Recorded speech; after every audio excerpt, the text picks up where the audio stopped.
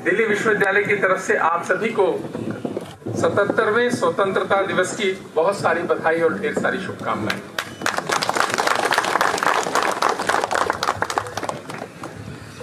कितना अच्छा दिन है, थोड़ी धूप ज्यादा है पर कोई बात नहीं, कुछ इतनी परेशानी तो हमको भी लेनी चाहिए। ये दिन आया जिनके कारण से उन्होंने इतनी परेशानी ली, तो आप सब यहाँ आए, मैं दिल्ली विश्वविद्यालय की तरफ से आप सबका बहुत स्वागत करता हूँ। हम सब जानते हैं कि दिल्ली विश्वविद्यालय ने 100 वर्ष पूरे किए और शताब्दी वर्ष के बहुत सारे कार्यक्रम पिछले 1 वर्ष में हुए। ये भी हम सबके लिए बहुत ही गौरव की बात है कि शताब्दी वर्ष के जो कार्यक्रम हुए उसका उद्घाटन किया तब के तत्कालीन उपराष्ट्रपति माननीय श्री वेंकैया नायडू जी ने, और इसके समापन कार्यक्रम के लिए माननीय प्रधानमंत्री श्री नरेंद्र मोदी जी यहाँ पर आए। ये सब हम सब के लिए गर्व, सम्मान और अभिमान की बात है। इसके लिए आप सबको बहुत बहुत बधाई। दूसरी अच्छी घटना हुई कि जो 99th कॉन्वोकेशन यूनिवर्सिटी ने मनाया। पहली बात तो बहुत कम ऐसे इस देश में विश्वविद्यालय होंगे जो 100 वर्ष के हुए और 99th कॉन्वोकेशन उन्होंने मनाया। हर साल कॉन्वोकेशन कराना अपने आप में एक बहुत अच्छी प्रैक्टिस है और एक पुराने विश्वविद्यालय और 100 वर्ष तक और इतने लार्ज साइज के विश्वविद्यालय ने कराया, उसके लिए भी आपको बधाई। और भारत की माननीय राष्ट्रपति श्रीमती द्रौपदी मुर्मू का आना शताब्दी वर्ष की एक अमूल्य उपलब्धि रही, उसके लिए भी हम सभी को, आप सभी को बहुत बहुत बधाई और ढेर सारी शुभकामनाएं।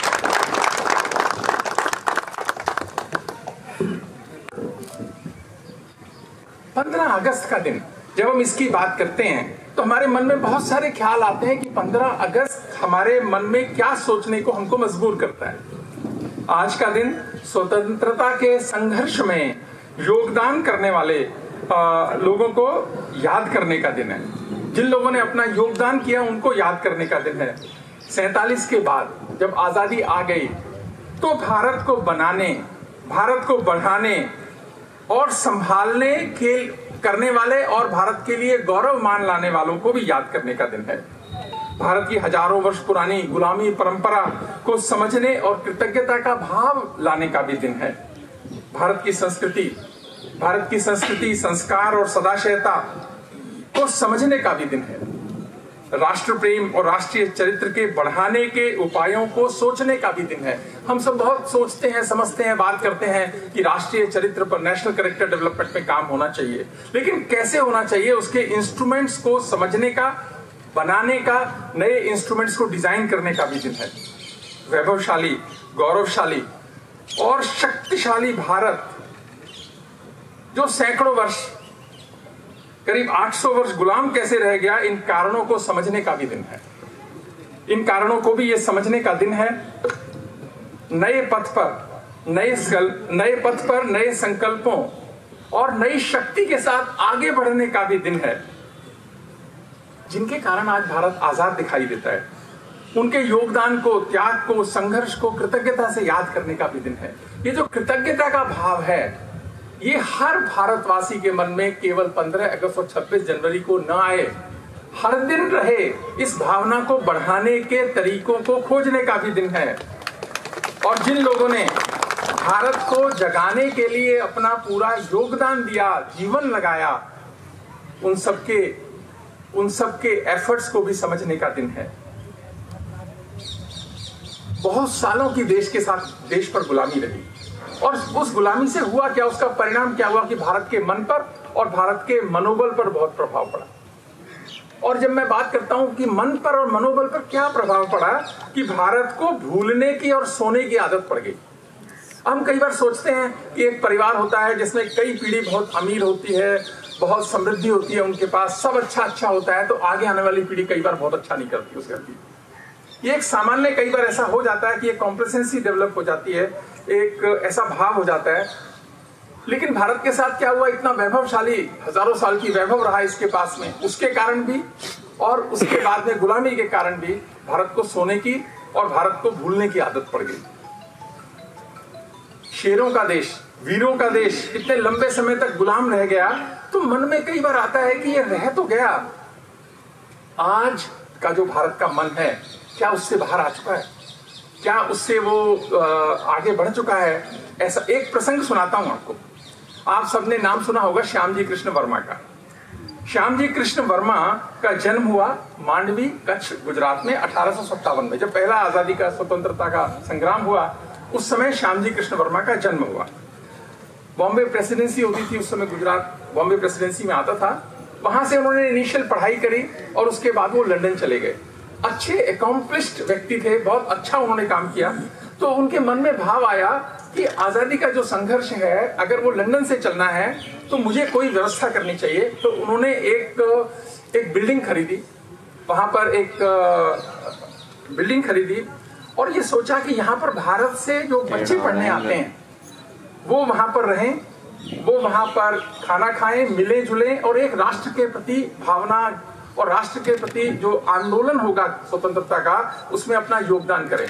उनके मन में शायद ये भी भाव था कि जो भारत से बच्चे इंग्लैंड में पढ़ने आते हैं इस समय, वो सब पावरफुल लोगों के हैं, वो पैसे वाले लोगों के हैं, उनका एक प्रभाव है सामान्य जीवन में।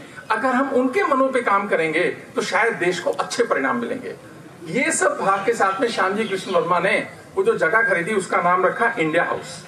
और हमने वो एक फिल्म भी देखी थी जिसको फिल्माया गया, मनोज कुमार की वो फिल्म आई थी पूर्व और पश्चिम, कि भारत का रहने वाला हूँ, भारत की बात सुनाता हूँ। तो वो जो फिल्माया गया वो इंडिया हाउस का उन्होंने एक संदर्भ लिया उसमें। तो इसकी स्थापना 1905 में श्यामजी कृष्ण वर्मा ने करी और देखिए उसका परिणाम कि राष्ट्र प्रेम और राष्ट्र समर्पण का लंदन में वो केंद्र बना। और वहां पर कौन लोग रहने गए? वहां पर रहते थे विनायक दामोदर सावरकर, वहां रहे लाला हरदयाल, वहां रहे मदन लाल ढींगरा, वहां ऐसे न जाने कितने इस लेवल के क्रांतिकारी रहे और उनके कारण से इस देश में न जाने कितने लोग उनसे इंस्पायर होकर निकले कि वो वहां से ऐसा कर रहे हैं तो हमको ऐसा करना चाहिए। देश को आजादी का केंद्र बनाने के लिए जिस व्यक्ति ने इतना संघर्ष किया, श्यामजी कृष्ण वर्मा, 1905 में ये इंडिया हाउस बनाया और साथ के साथ ही उन्होंने कुछ लोगों के साथ मिलके 1905 में ही इंडिया होम रूल सोसाइटी की भी स्थापना करी। दो काम उस समय उन्होंने किए और एक इंडियन, फिर बाद में इंडियन सोशलिस्ट मैगजीन भी शुरू करी। जब वो गतिविधियों का केंद्र था तो ब्रिटिशर्स से कहां बाहर रहना था। उनको लगा कि ये बहुत ज्यादा नुकसान होने वाला है, तो उन्होंने इंग्लैंड से निष्कासित कर दिया। जब पहले वो पेरिस गए और बाद में फाइनली वो जेनेवा में बस गए, जेनेवा स्विट्जरलैंड में बस गए वो।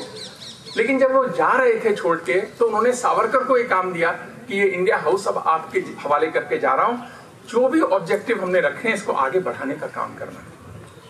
सावरकर से पहले लाला हरदयाल इस काम को देखा करते थे। यानी एक एक नाम कैसा है हमारे मन को सोचने पर मजबूर करता है कि कोई एक प्रोजेक्ट कितना ज्यादा डिविडेंड देता है। उसका उदाहरण है ये इंडिया हाउस लंदन का। और जेनेवा में लास्ट तक वो मैगजीन निकालते थे, उस पर लिखते थे, सावरकर के भी लेख छपते थे, बाकी लोगों के भी छपते थे। और 30 मार्च 1930 को उनकी मृत्यु हुई। श्यामजी कृष्ण वर्मा की 30 मार्च 1930 को मृत्यु हुई। उससे पहले उन्होंने लोकल जो गवर्नमेंट थी वहां की, जेनेवा की, उससे अप्रूवल लिया और कहा कि जब मेरी मृत्यु हो जाएगी तो मेरी अस्थियों को सेंट जॉर्ज सिमेट्री में रखवा दिया जाए। उन्होंने कहा कि इसमें पैसे लगेंगे, तो उन्होंने कहा ठीक है, 100 वर्ष के जितने पैसे होंगे मेरी अस्थियां और मेरी पत्नी की अस्थियों को रखने की वहां परमिशन दे दी जाए। मरने से पहले वो 100 वर्ष के अस्थियों के पैसे जमा करा दिए। उनकी मृत्यु हो गई और उन्होंने कहा कि जब ये मेरा भारत आजाद होगा तो आजाद भारत से कोई लेने आएगा, जब कोई लेने आएगा तब उसको मेरी अस्थियां दे देना। पर भारत को तो भूलने की आदत है, भारत को तो सोने की आदत है। आजादी मिल गई, भारत तो भूल गया। अब भारत तो भूल गया, उसको न तो श्यामजी कृष्ण वर्मा याद रहे, ना ही ये याद रहा कि वो अस्थियां वहां पर सेंट जॉर्ज सिमेट्री में रखी हुई हैं। मैं इसलिए बता रहा हूं कि जो हमें भूलने और सोने की आदत है। उसके बाद 2001 में गुजरात में सरकार के नए मुख्यमंत्री आए। उन्होंने स्विट्जरलैंड गवर्नमेंट से शुरुआत करी कि ये अस्थियां भारत में लेके आनी है।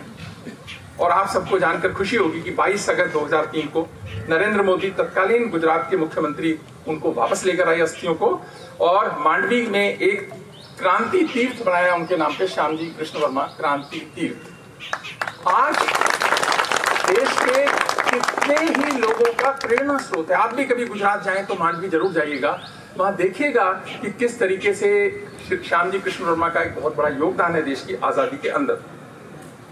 और एक विश्वविद्यालय भी वहां पर है कच्छ में, जिसके नाम पर, श्यामजी कृष्ण वर्मा के नाम पर, तब गुजरात की सरकार ने बनाया।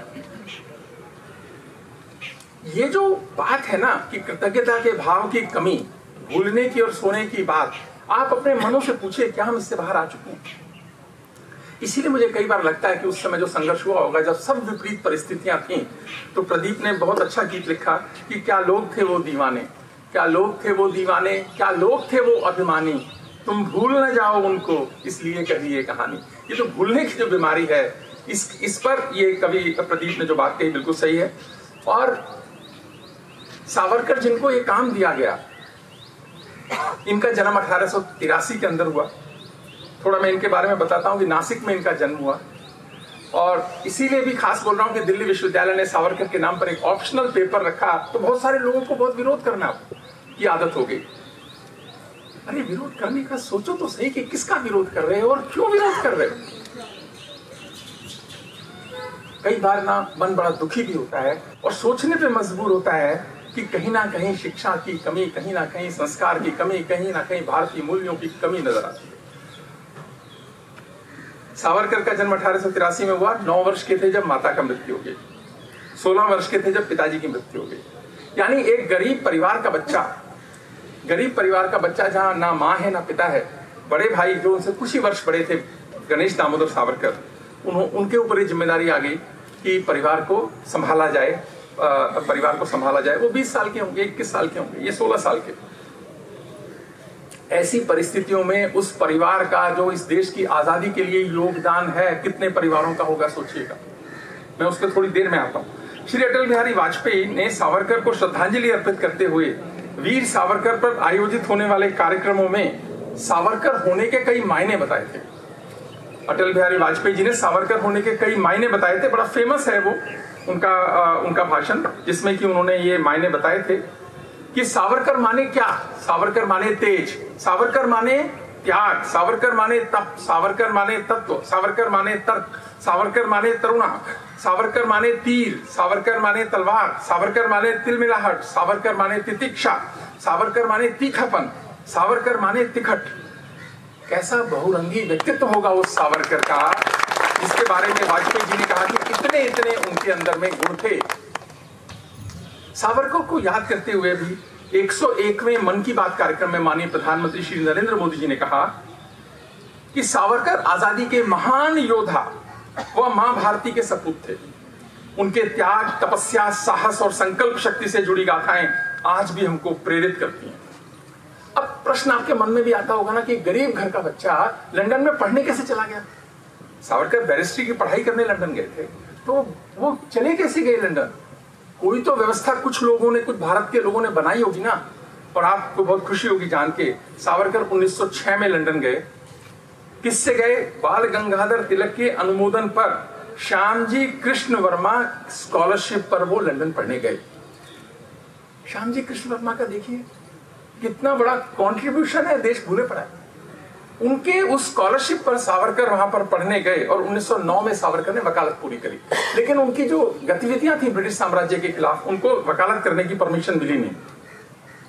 और हम बहुत सारे लोग जानते हैं कि जब वो पेरिस से लंदन पहुंचे तो उनको गिरफ्तार किया। 1910 में उनको गिरफ्तार कर लिया गया। 24 अक्टूबर फिर उनको भारत लाए। जब उनको भारत लाए, वो बेड़ियों से जकड़े हुए थे, तो उनकी पत्नी यमुनाबाई उनसे मिलने आई।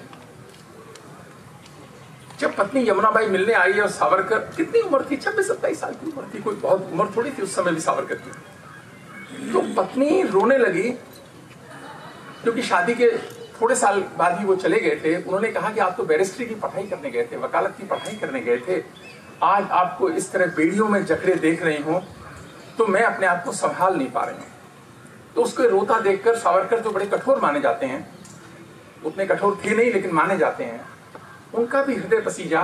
पर उन्होंने कहा कि तुम रो मत, यह देश हमारा त्याग और संघर्ष को समझेगा, आजाद भारत हमारे बलिदान को समझेगा, आजाद भारत हमारे जो संघर्ष की ये गाथा है उसको समझेगा। यहाँ तो ऑप्शनल पेपर डालने पर आजाद भारत क्या समझता है दिल्ली विश्वविद्यालय में ही। सोचिए क्या सोचते होंगे वो ऊपर बैठे हुए। एक ऑप्शनल पेपर पर भी अगर कहते हैं कि तो वो आजादी के बलिदानी सोचते थे कि आजाद भारत हमारे कॉन्ट्रीब्यूशन को समझेगा, तुम रो मत। और 24 दिसंबर 1910 को उनको आजीवन कारावास हुआ। दूसरा 31 जनवरी 1911 को, थोड़े दिन बाद, दूसरा आजीवन कारावास हुआ। सावरकर को 2 जन्म की सजा हुई। ये पहली बार संसार में किसी को 2 जन्म की सजा हुई थी। और सजा किस बात पे हुई, ये भी आप सोचेंगे तो आपको थोड़ी हैरानी होगी। सजा किस बात पे हुई थी? उस सावरकर को पोर्ट ब्लेयर, अंडमान निकोबार काला पानी जेल में लेकर आए 1911 में, और वहां 1921 तक रहे वो। 1911 से 21 तक करीब 10 साल से कुछ ज्यादा समय तक वो वहां पे रहे। और उसके बाद में वहां से उनको छोड़ा गया तो रत्नागिरी जेल में लाके बंद किया गया। 3 साल वहां रहे, जेल में रहे, और उसके बाद उनको हाउस अरेस्ट करके रत्नागिरी में रखा गया। इतना आसान नहीं था सावरकर के लिए भी ये जीवन का पथ। अब मैं आ रहा हूं कि उनके जो बड़े भाई जिसकी बात की, गणेश दामोदर सावरकर, आप सोचो तो सही ना, एक गरीब, वो भी गरीब घर का बच्चा, इतनी जिम्मेदारियां, उन्होंने अभिनव भारत संगठन बनाया, और उनको पे क्या आरोप लगा। आज वेस्टर्न वर्ल्ड हमको समझाते हैं कि डेमोक्रेसी क्या होती है, फ्रीडम ऑफ स्पीच की बात करते हैं। गणेश दामोदर सावरकर को 18 पोएम्स लिखने की छोटी सी किताब पर काला पानी की सजा हुई आजम की। उन्होंने किसी की हत्या नहीं की थी, केवल 18 पोएम्स लिखी थी, और ब्रिटिश राज ने उसको राजद्रोह माना और उनको अंडमान निकोबार 1909 में भेजा। जिस घर के दोनों के 2 बच्चे अंडमान निकोबार में थे, 1909 में बड़ा भाई और 1911 में छोटा भाई विनायक दामोदर सावरकर आए, जो कि सावरकर का एक उपनाम बना। जब हम सावरकर बोलते हैं तो विनायक दामोदर सावरकर को रेफर करते हैं, बड़े भाई को नहीं करते, गणेश दामोदर सावरकर को। और दोनों पर केस क्या लगाया, जिन पे उनको आजीवन की सजा हो गई, केस लगाया नासिक कॉन्स्पिरेसी केस। देखो, जिसका शासन होता है वो बहुत कुछ कर सकता है। नासिक कॉन्स्पिरेसी में जैक्सन जो जज थे, उन्होंने बड़े भाई के खिलाफ मुकदमे की वो उनके खिलाफ जजमेंट दिया था। जब जजमेंट दिया,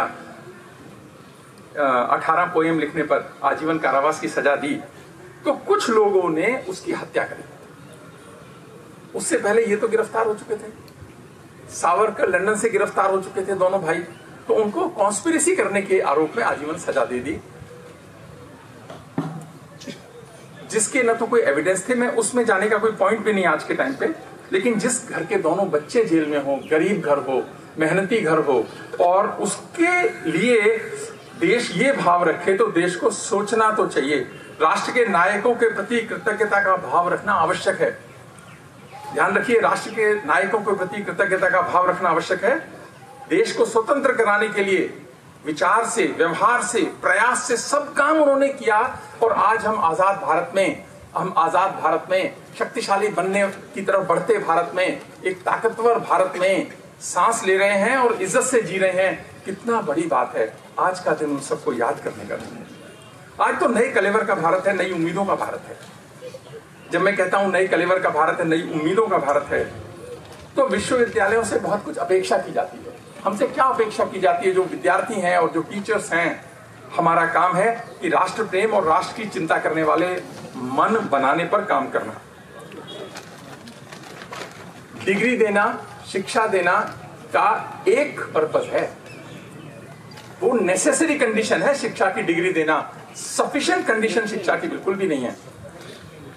अदरवाइज हम बात सोचो ना, उसामा बिन लादेन ने अल-कायदा बनाया, वो तो पढ़ा लिखा आदमी था, अच्छी यूनिवर्सिटी से पढ़ा था, ऐसा भी नहीं कि कोई गरीब था। उसामा बिन लादेन के फादर मल्टी मिलियनियर थे, कंस्ट्रक्शन का बहुत बड़ा काम था सऊदी अरेबिया में उनका। यानी उस घर से भी जो बच्चा निकला, उसने अल-कायदा जैसा एक आतंकवादी संगठन बनाया, और जो 9/11 जो हुआ, वर्ल्ड ट्रेड टावर पे अटैक हुआ, माननीय रक्षा मंत्री जब आए थे उन्होंने भी इस घटना को उल्लेख किया था कि जो पायलट्स थे चलाने वाले उन जहाजों को, वो सब अच्छे पढ़े लिखे घरों से, पैसे वाले घरों से निकले हुए लोग थे। उनमें कोई अभाव नहीं था कि किसी चीज का अभाव था। कई बार हम सोचते हैं क्योंकि ये तो गरीबी है, अभाव है, इसलिए इनका मन ऐसा बन गया, ऐसा बिल्कुल नहीं था। सब पढ़े लिखे पैसे वाले परिवारों के बच्चे, अच्छी डिग्रियां लिए हुए बच्चे थे। कमी क्या थी? संस्कार की, जो रक्षा मंत्री जी ने भी उस समय बताया। तो ये जो संस्कार की कमी है, अगर ये खराब होती है, कमजोर होती है, तो काम किसका है? शिक्षकों का ही तो काम है, शिक्षा का ही तो काम है। हमने केवल अपने आप को सीमित किया डिग्री देना, क्लास पढ़ाना ही हमारा काम है। अच्छे संस्कार निर्माण करना, उसके लिए पहले हमें संस्कारी बनना पड़ेगा, उसके बाद उस भाव पर काम करना पड़ेगा, और फिर ऐसे बच्चे तैयार करना पड़ेगा जिनको दर्द आए इससे। ये आज 77वां स्वतंत्रता दिवस पर हमको सोचने पर मजबूर करता है कि केवल डिग्री देने से, अच्छे घरों से, पढ़े लिखे घरों से, पैसे वाले घरों से आने वाले बच्चे भी मानवता का कितना नुकसान कर सकते हैं। अल-कायदा इसका बहुत बड़ा एग्जाम्पल है। इसी कारण से लीडरशिप, लीडर्स और परफॉर्मर्स, अच्छे लीडर्स तैयार करें, लीडरशिप का क्राइसिस देश में ना हो, ये व्यवस्था विश्वविद्यालयों को करनी होगी। और वो कैसे आएगी यदि हम अच्छा भाव उन लोगों के लिए नहीं रखेंगे जिन्होंने इस देश को आगे बढ़ाने के लिए दिन रात काम किया, इस देश को आजाद कराने के लिए काम किया। तो आजादी के बाद आजादी को संभालना और सशक्त बनाने के लिए भारतीय लोकतंत्र और सैन्य बल जो हैं हमारे, वो सब भी बधाई के पात्र हैं कि 76 वर्ष से ये देश सुरक्षित है। 3 युद्ध भी हो गए, लास्ट में कारगिल का युद्ध हुआ, कितने सारे लोग उसमें शहीद हुए, और जो टेररिस्ट अटैक देश के ऊपर इतने सारे होते हैं, कितने सारे लोग उसमें शहीद हो जाते हैं। हमारे पुलिस के जवान, सेना के जवान, हमारे पैरामिलिट्री फोर्सेस के जवान, वो भी तो हमारे घरों के ही तो बच्चे हैं।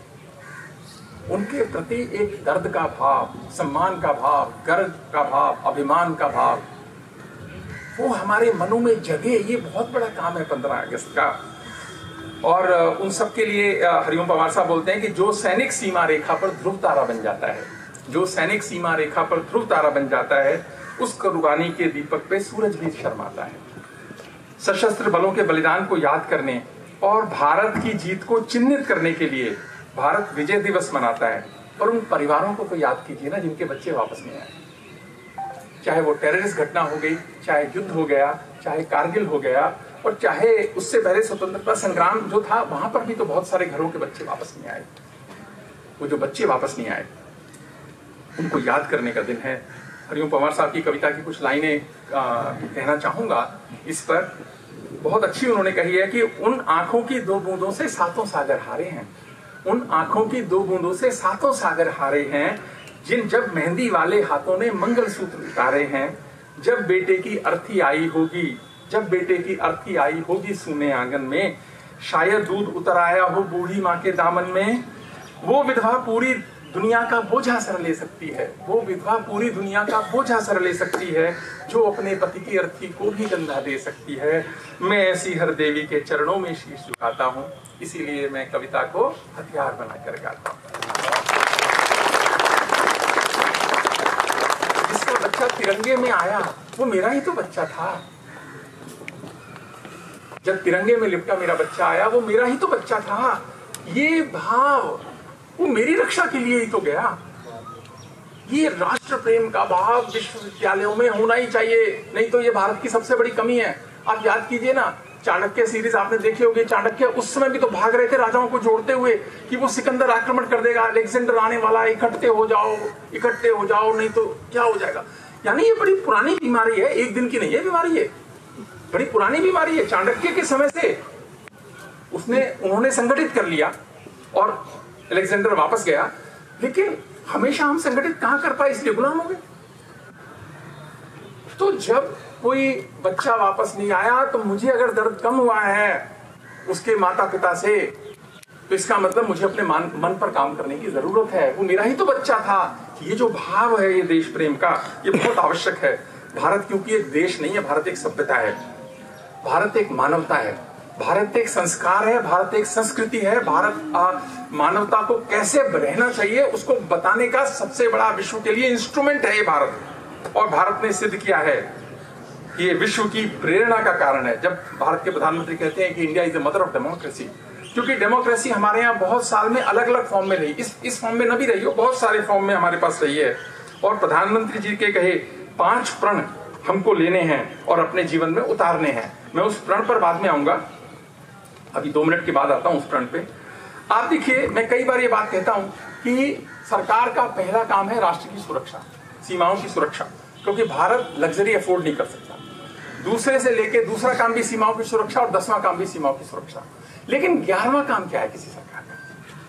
10 तक तो मैं बहुत ही कॉन्फिडेंट हूं, बहुत ही जिम्मेदारी से कह रहा हूं कि किसी भी सरकार का काम है केवल सीमाओं की सुरक्षा। अगर उस सरकार के काम का आकलन भी करना है तो पहले 10 काम यही है और कोई काम नहीं है। लेकिन 11वां क्या काम है? 11वां काम है किसी भी सरकार के लिए, 11वां काम है किसी भी सरकार के लिए कि कोई भी राज्य में भूखा न सोए। 11वां काम है कि उसके राज्य में कोई भी भूखा न सोए। इसके लिए मैं भारत की सरकार को भी बधाई देना चाहूंगा जो गरीब कल्याण अन्न योजना शुरू करी। आज 80 करोड़ से ज्यादा परिवारों को भारत की सरकार की तरफ से खाने का सामान दिया जाता है। तो भारत सरकार ये इंश्योर करती है कि आज भारत में कोई भी भूखा नहीं सोएगा। ये 11वां काम जो है ये बहुत बड़ा काम है। 10 के बाद में 11वां काम कि कोई भूखा नहीं सोएगा, उसके लिए भी मैं समझता हूं कि भारत सरकार भी बधाई की पात्र है कि उन्होंने गरीब कल्याण अन्न योजना शुरू करी। और अभी प्रधानमंत्री जी के जो कहा कि प्रण जो पिछली बार उन्होंने कहे थे कि 5 प्रण, मैं चाहूंगा कि आप सभी मेरे साथ ये प्रण लेंगे। ये आज की आवश्यकता भी है। अगर आप खड़े हो जाएंगे तो और अच्छा है, नहीं है तो कोई बात नहीं, बैठे बैठे भी शपथ बैठे बैठे भी ली जा सकती है, कोई ऐसी बात नहीं है। पहला है, मैं शपथ लेता हूं कि विकसित भारत के निर्माण में मैं शपथ लेता हूं अपनी भागीदारी निभाऊंगा। मैं शपथ लेता हूं कि गुलामी की मानसिकता से मुक्ति के लिए हर संभव प्रयास करूंगा।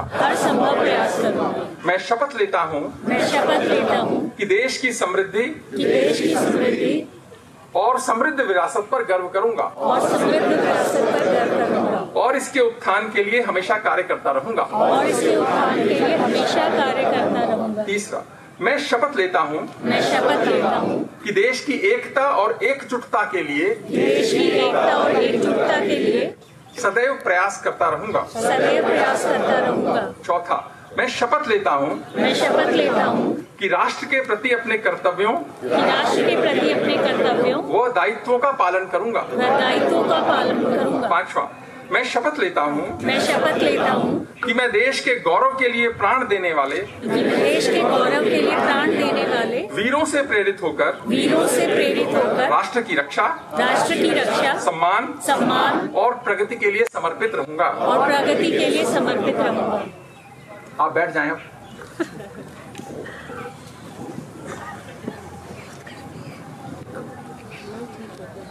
ये जो अमृत काल कहा गया है कि 25 वर्ष भारत बहुत आगे जाएगा, बिल्कुल भारत बहुत आगे जाएगा। अर्थव्यवस्था भी बहुत भारत की अच्छी होगी। हमको अपने तरीके से अपनी भूमिका खोजनी है और विश्वविद्यालयों का वो बड़ा काम निभाना है इसमें। और विश्वविद्यालय के प्राध्यापकों को का बहुत बड़ी जिम्मेदारी है। हमको अपने मनस्थ लोग हम तैयार करें, देश से प्यार करने वाले लोग तैयार करें।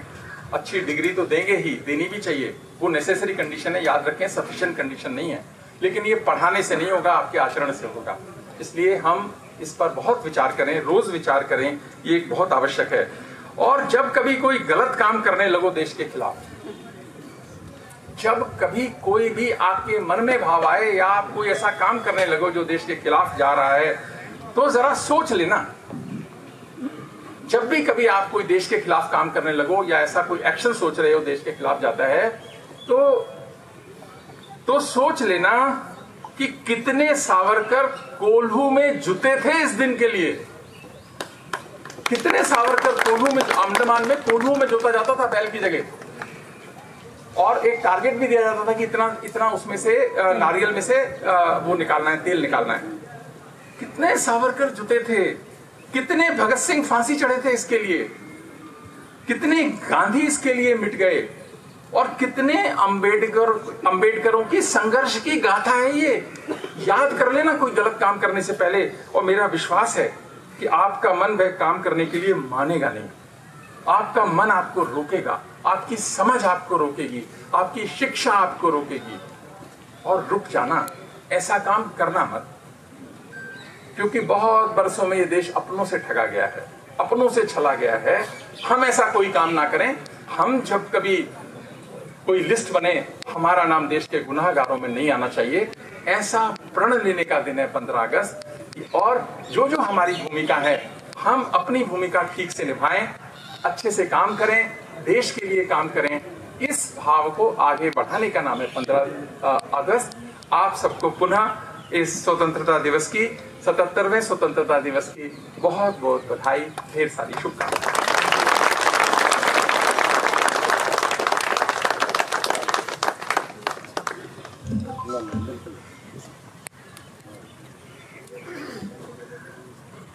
एक बार अभी बात हो रही थी कि जब हम खत्म कर रहे हैं तो भारत की जय हो, ऐसा हम सबका मानना भी है। तो एक बार हम नारा लगाएंगे कि जय हिंद, जय हिंद, जय हिंद, जय हिंद, जय हिंद। धन्यवाद।